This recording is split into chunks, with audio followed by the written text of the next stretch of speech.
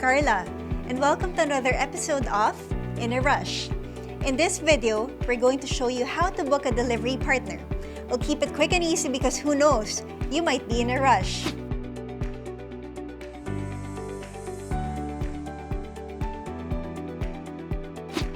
Efficient last-mile delivery is a key to customer satisfaction. For businesses, tapping third-party logistics for deliveries is a reasonable expense. To make this easier and faster for merchants, Rush has integrated third-party logistics providers in the Rush platform for a more cost-effective way to get products to consumers. With this, you can easily book a delivery partner, meet orders, and even do cash on delivery or COD. Booking a delivery partner is easy. If an order is in process or for dispatch status, your store frontliner can click the Book a Rider button in the order card. Start by confirming the payment details for the booking.